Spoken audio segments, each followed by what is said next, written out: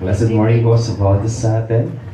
And before po tayo manalangin po, church, can you share that smile po sa ating po mga bisita today? And I always encourage you to memorize their faces.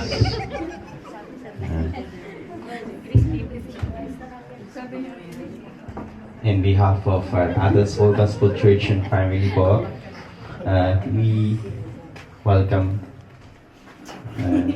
Sister Sandra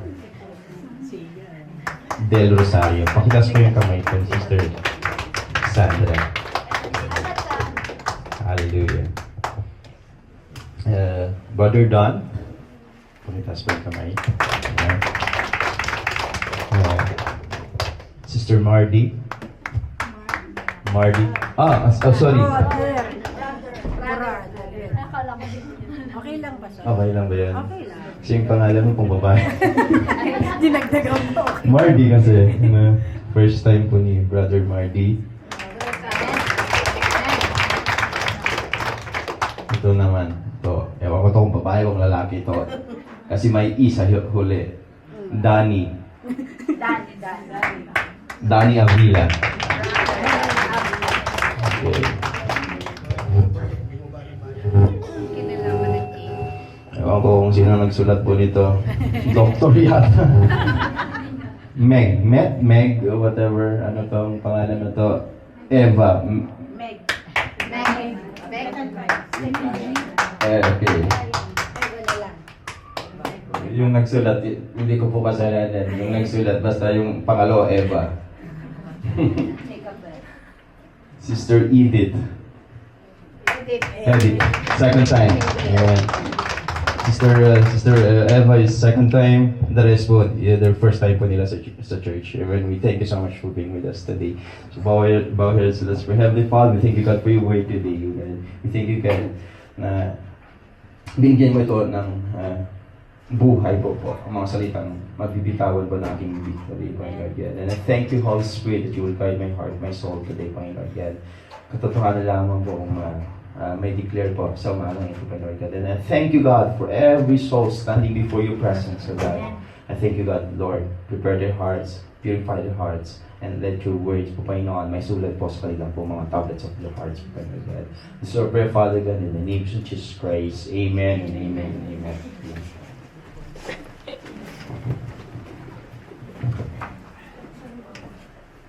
Hallelujah.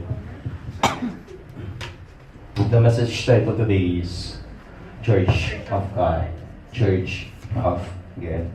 Remember, church, we are the church. Church is a group of believers. Church is not a building. Okay? Hindi po siya building.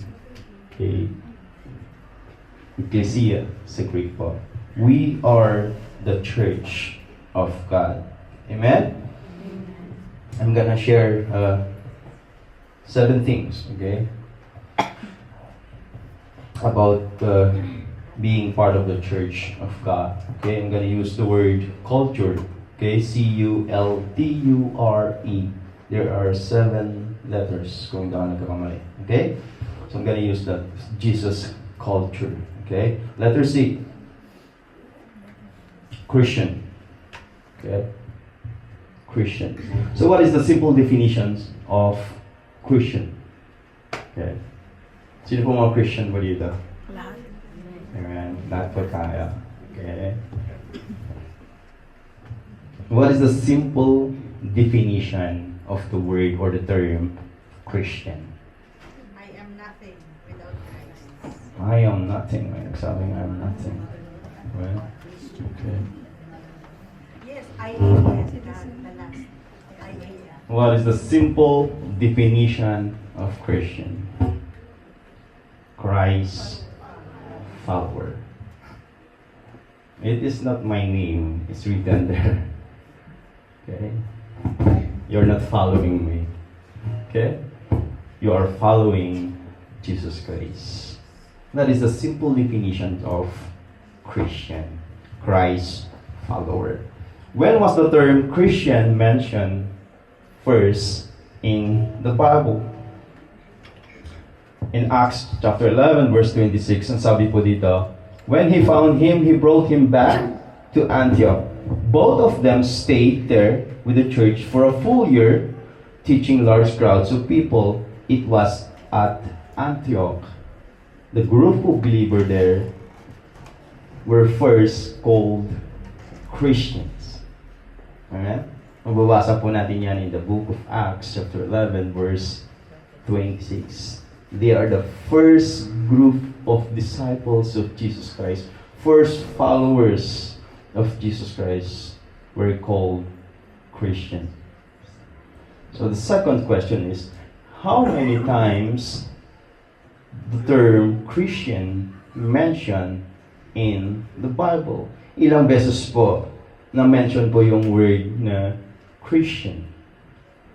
The term Christian is mentioned only 3 times in the Bible, exclusively in the New Testament. Hindi po natin po mababasa yung term na Christians. Wala po sa Old Testament.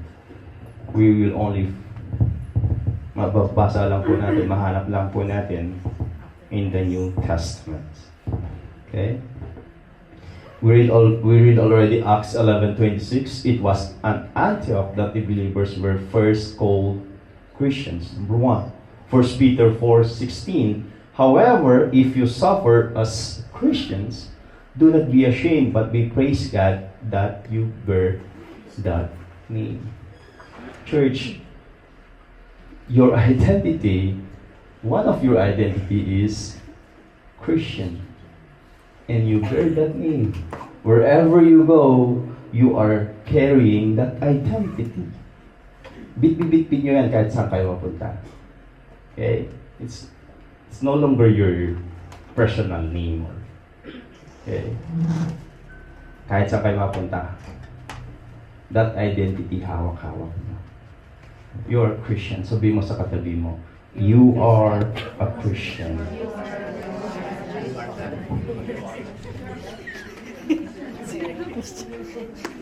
It's no longer Arlene, or it's no longer Kathy or Sally, it's no longer May Darlene. You are Christian. Right? We can read also that in Acts 26 verse 28. Sabi po ni Agrippa kay Apostle Paul, do you think that in such short time you can persuade me to be a Christian? So that only 3 places in the Bible po na na-mention po yung word na Christians. Amen? So yung Christians, okay? The word Christians, okay? May nagsabi na akong kanina, so sinigaw niya. Okay? In Christ, okay? I'm gonna share 3 things here. In Christ, I-A-N, I am a new person or a new being. A new creations. Kay Kristo po tayo, we are new. Amen? We are different from all sinful life. We are different from our old sinful life. Sabi po sa 2 Corinthians chapter 5 verse 17, sabi po to, therefore, if anyone is in Christ, he is a new creation. The old has passed away. Behold, the new has come. So what does it mean? Ano po yung ibig sabihin po ng 2 Corinthians chapter 5 verse 17? If anyone is in Christ, he is a new creation. Becoming a new creation is what happens to a person when she becomes a true Christian. A Christian is a new creation, born again by God's will. It's not your will, it's not my will, it is the will of God that you will be born again. With the old things pass away and the new things comes, the new creations is a new person, free from sin, full of life, punong-puno ng buhay, punong-puno po ng glory, and empowered by the Spirit of God. Amen? I am a new person. Sabihin mo sa sarili mo, I am a new person.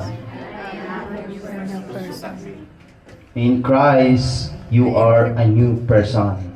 Number 2, in Christ, I am nothing without Christ. John 15 verse 5, the verse from the Bible, John 15:5 states, I am the vine. Who is the vine? Jesus Christ. You are the branches. And who are the branches? We are the branches. He who abides in Jesus and I in Jesus, in Him bears much fruit. For without Jesus in your life, you can do nothing. In Christ, you are nobody without Christ. If Christ is in you, you are somebody. Amen? Sa mata po ng mundo, you are nothing. You are ordinary persons. But in the eyes of God, you are extraordinary person. Amen? Amen? Sa mata ng pamilya po ninyo, yung mga kaibigan po ninyo, ordinary tao lang yan. Bunker. Pero sa mata po ng Diyos, you are extraordinary. Amen? You are different person. You are new. Amen? This verse emphasizes the need for Christ's presence in our life for spiritual growth and for productivity. Ang pakalaga po na nag-yield po tayo sa Panginoong Jesus. Dahil without Him, there is no spiritual growth. There is no productivity na mangyayari sa buhay po natin. Maraming Christians today, no, they just keep on branching, okay? Without fruits. Nakakita na ba kayo ng isang puno na puro sanga na lang? Okay? Puro sanga na lang, walang bunga. Okay? Puro dahon lang. Okay? Mayroon pong mga ganong Kristiyano. Okay? They are keep on branching. Daming sanga, pero walang bunga. Okay? And I thank you, God. And I thank you, God, that your church today, oh God, you abide, church, in the true vine, the Son of God. We see Christ's presence in your life. Nakikita po namin po yung presensya po ng Diyos sa buhay po ninyo. We see the work of God in your life. In Him, through Him alone, you bear much fruit. The Bible did not say, bear many fruit. Okay? But it says, bear much fruit. You know the difference between much and many? Much is you cannot count. Hindi mo mabibilang. Yung word na many, you can count it. Pero ang sabi po ng Panginoon po dito, you bear much fruits. The word much is you cannot count it. It's a countless fruits you will produce. Amen? Araw-araw, namumunga po kayo. Namumunga po kayo. Hindi na natin mabibilang po yan. Amen? And number 3, in Christ, I am now who God says I am. In Christ, you are now who God says you are. Number 1, I am beloved. But because of His great love for us, God, who is rich in mercy, made us alive with Christ even when we were dead in transgressions. It is by grace you have been saved. Sabi po sa Ephesians chapter 2, verse 45. Mahal na mahal po tayo ng Diyos. Amen. We are beloved of the Most High God. Amen. Number 2, I am a masterpiece. Amen. For we are God's workmanship, created in Christ Jesus to do good, which God prepared in advance for us to do. You are created. Mayroon kang purpose, na mayroon kang function dito sa mundo. Amen? Hindi ka lang nilikha po ng Panginoong Hesus na maging taga-upo lang yan. There is purpose po. Mayroon pong dahilan po kung bakit po tayo nilikha po ng Diyos. Amen? Number 3, I am chosen. Sabi po sa Ephesians chapter 4 verses 1 to 4, for He chose us in Him before the creation of the world to be holy and blameless in the sight of God. Church, bago palikhayin ang mundong ito, pinili na po tayo po ng Panginoon. Amen? 7 billion or 8 billion po ng population ng mundo, ng tao dito sa mundo. And He chose you. Pinili ka ng Diyos. Amen? Punta tayo sa letter U at letter L. Universal Church and Local Church. So what is the difference between the Universal Church and Local Church? Okay? Ano po yung pagkakaiba po ng dalawa? Okay? So the difference between the Universal and Local Church. Universal Church is made of all believers in Jesus Christ worldwide. Okay? Para maintindihan po natin, pag kasi sinabi po natin universal, baka mayroon pong church sa Mars. Sa Mars, wala pong church po doon. Baka sabihin nyo may church doon sa buwan. Wala po, ano? So, pag sinabi niyo po natin universal, para maintindihan po natin, international church. Okay? Worldwide. Okay?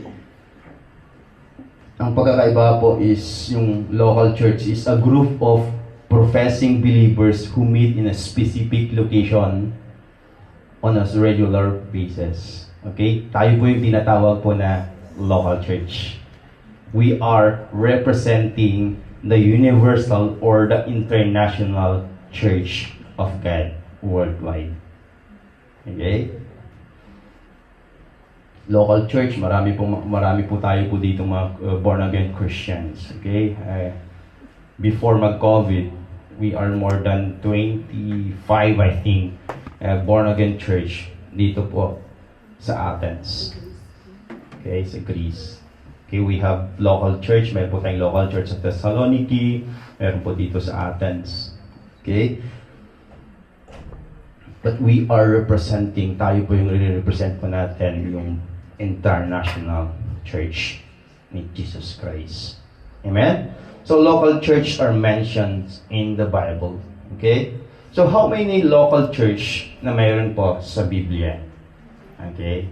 Do you know kung ilan po yung churches na na-mention po sa New Testament? Okay. Do you have any idea kung ilan po sila? 7 church. Saan nyo mababasa po yan? In the book of Revelation. Mm-hmm. How many local churches in the Bible? Okay. I believe napuntahan natin yung mga iba dito. I believe napasyalan na po natin. Okay? Do you have any idea kung ilan? Okay. There are 33 local church na mention po in the Bible. Okay? Okay? Walang names like we have, like Athens Full Gospel Church na nakalagay. Okay? Walang ganon na naisulat. O Athens Full Gospel Church doon sa Tisal, walang ganon. Okay? So how many local churches in the Bible? Okay? Wala kang pakikitang pangalan ng name ng church doon. Okay. Kung titingnan niyo po niyo, kasi pag babasahin po natin lahat yan, magugutom kayo. Okay, so wag na nating babasahin lahat. So, Antioch, sa Acts chapter 13, verse 14, doon mababasa yung mga believers po doon. Mayroon pong mga believers po doon. Ibig sabihin, pag may believers, may church. Okay? First Peter 5:13, Acts 2:9, sa Berea, sa Caesarea, sa Centria, Colossae, Corinth. May mga churches po doon. Okay? Sa Crete, mayroon din. Okay? Si Titus po doon, ang isang pinaka-leader po doon. Okay? Sa Cyrene, sa Damascus. Remember? Sabi ni Apostle Paul, bigyan mo ako ng, sabi niya sa pinaka-high priest, bigyan mo ako ng authority, yung para pupuntahan ko yung mga kwan doon, ipapukulong ko, sabi niya. May church po doon sa Damascus. Okay? Sa Derbe, sa Ephesus, sa Hierapolis, Jerusalem. Meron po yan sa Joppa, Laodicea, Lydda, Lystra. Sa Lydia, napunta ba natin yan? Ha? Kung saan binaptize baptize. Pero may church po doon. May believers po doon sa area na yon. Okay? Sa Lystra, napunta natin yan. Okay, sa Rome.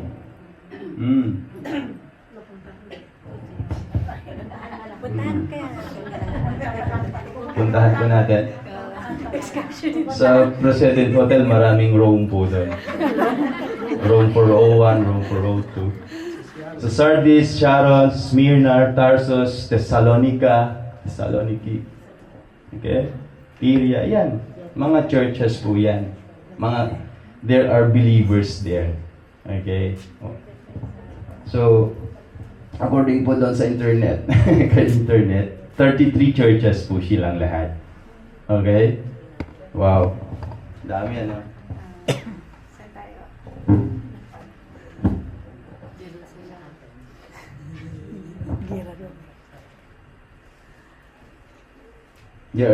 Lahat po sila Church of God. Okay? So, letter T na tayo. Okay? Letter T. We are the temple of the Holy Spirit. So, as individuals, okay? As individual believers, yung katawan po ninyo, okay? Yung katawan na yan, okay? Is the temple of the Holy Spirit. Okay? 1 Corinthians 6:19 to 20.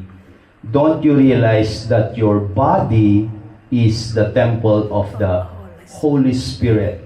Don't you realize that your body, so now you know, na-realize yun na ngayon. Okay? Yung katawan na yan ay templo po ng banal na Espiritu. And every temple po, okay, or every kingdom, there is only one king. Hindi dapat dalawa o tatlo ang isang hari sa isang kingdom. Okay? So yung katawan na yan, yung iningat-ingatan yung pong katawan na yan, dapat po, iisa lang po ang nakatira po dyan. The Holy Spirit who lives in you. Okay? Nakatira po sa inyo. Namumuhay po sa inyo si Holy Spirit. And was given to you by God. Binigay po yan ni God para sa inyo. It is for you to benefits. Pag nasa iyo si Holy Spirit, magbe-benefits ka spiritually. Hiningi po yan ni God para, hiningi po yan ni Jesus Christ para sa atin. Amen? Bago siya umakyat po sa langit, sabi po niya, I will ask the Heavenly Father to send you another helper, to send you another advocate to be with you, to live in you. Amen? Verse 20, for God bought you with a high price. Ano po yung pinangbili po sa atin po ng Diyos? Hindi po salapi, hindi po kayamanan or gold or silvers. Ang pinangbili po sa atin po ay yung buhay po ni Jesus Christ. The blood and the flesh of our Jesus Christ. Amen? So you must honor God with your body. Amen? Wow. Okay. Tanong, saan nyo yung ginagamit? Okay. So great. Wow.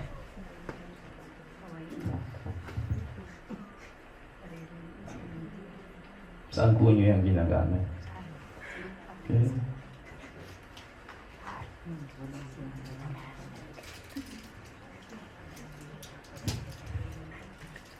Remember, binili na yan ng Panginoon. Yung katawan na yan. Hindi na pwedeng ibenta ulit eh. Because yung ginamit po niyang pinangbayad po, it is priceless. Okay.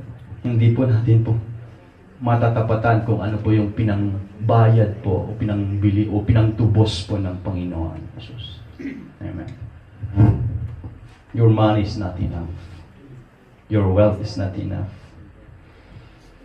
Yung katawan na yan, the body is not meant for worldly, sinful pleasure. It is not meant for any harmful vices. Okay?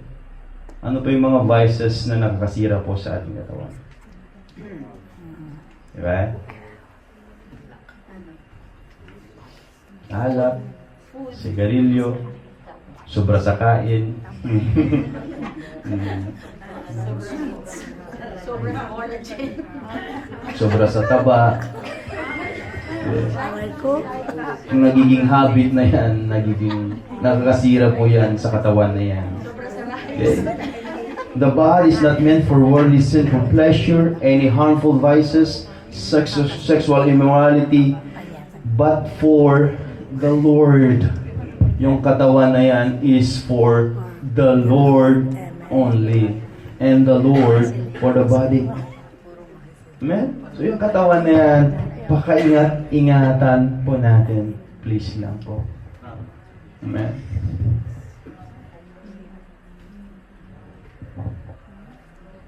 Or yung katawan po natin is like a storage room. Okay? Mga mayaman, marami po silang, yung mga amo po natin, marami po silang mga storage room, apotiki sa basement. Okay? Mostly makikita po natin sa baba. Ano po yung laman po ng mga storage room na yan? Old stuff. Lumang mga, hindi na pwedeng gamitin.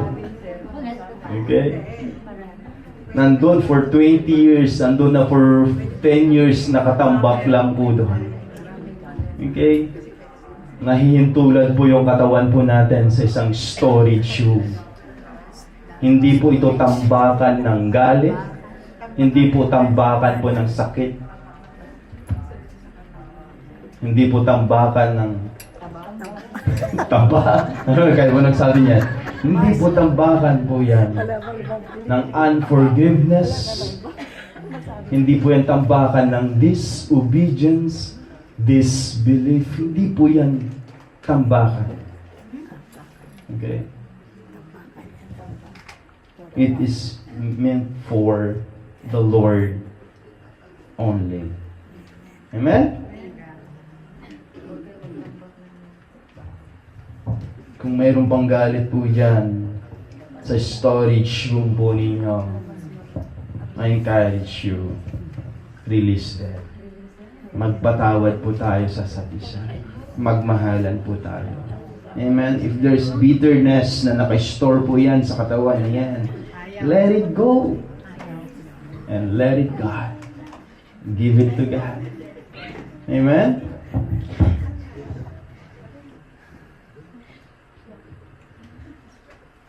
Huwag mong itambak dyan sa katawan na yan. Hindi yan ang purpose niyan. Amen? As individual believers. Number 2, as a group of believers. Okay? As a group of believer or as a church. Okay? We are the temple of the living God.